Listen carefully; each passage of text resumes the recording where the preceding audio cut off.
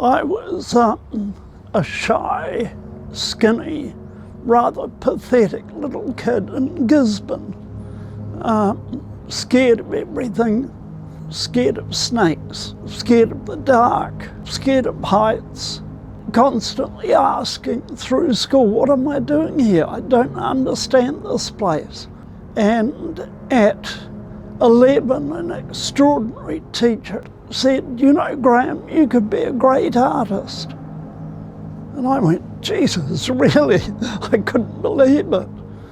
But it gave me a sense of purpose, as roads always do. The art road diverged into mountaineering, and I started travelling the world, doing the hardest climbs, taking pictures and writing so I could fund the next adventure. Then at about 25, I was doing a winter traverse of the Southern Alps, the first time it had been done. And my friend Jill Tremain looked at me one day and said, you know, Graeme, life is a cup to be filled, not a measure to be drained. And I said, what the does that mean?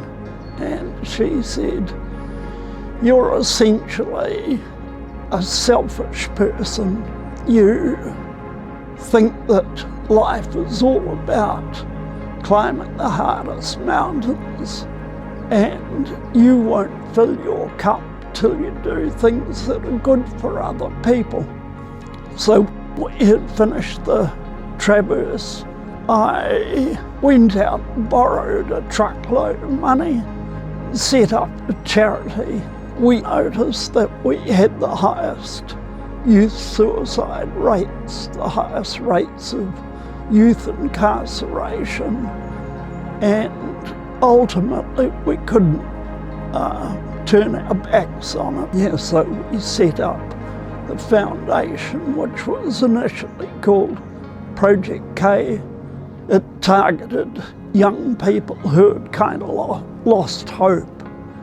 Slowly the foundation grew till at the end of 2024 we had about 30,000 kids in programs around the country. You know, I don't believe in making young people's lives easy. The journey is a hard one.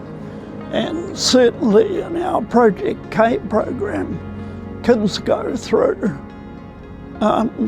3 weeks of wilderness when they don't know the wilderness. They're scared, they're lonely for their families, they're lonely for their phones that we've taken away from them. But they learn the most extraordinary things about themselves and about others. The key to that program is transferring those big life lessons that they learn into their everyday life. I think the great thing about our foundation is that it doesn't treat symptoms, it treats the cause of the issue. So at the end of our programs, kids are in a position to make a choice about how they affect the world for the better. The sad bit is that not enough kids, even if we get into 30,000 kids, is not nearly enough. You know, we want 200,000 kids each year in programs to be starting to really impact on this country. And we can do it, but it takes money and it takes a huge effort by a lot of people.